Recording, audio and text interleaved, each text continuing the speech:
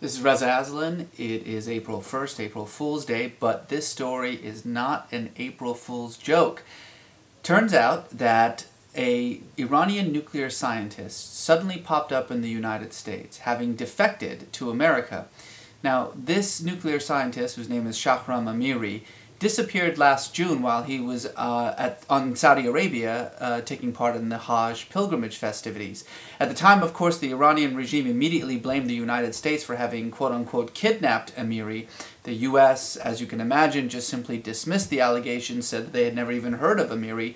Turns out, however, that they did kidnap Amiri. In fact, the CIA approached Amiri while he was still under Saudi security at the airport, and gave him an offer to defect to the United States in exchange for sharing what nuclear secrets he had about Iran's program.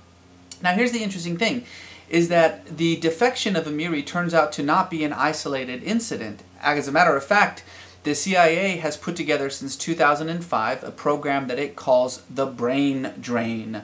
The purpose of this program is to convince high-ranking scientists in Iran or even other major players, members of the Revolutionary Guard, etc., to defect to the United States and join the CIA in gathering intelligence about Iran's nuclear program and its covert, possibly weapons program.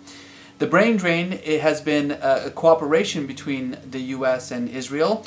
As you can imagine, Israeli intelligence have taken it to a whole new level. They have added an assassination program in which the Mossad agents are actively hunting down and assassinating Iranian nuclear scientists. Now, all of this is also being added to an industrial sabotage program that's been in place for the last 6 or 7 years, in which the United States and Israel, using front companies, has been selling Iran faulty materials, faulty components for its enrichment processing plants. Of course, Iran has to buy these components on the black market, so it's very easy for the CIA and Mossad to infiltrate those markets and sell Iran material that is either booby-trapped to explode, as happened in 2006, or is simply useless material. Now, is all of this going to stop Iran's nuclear program? No.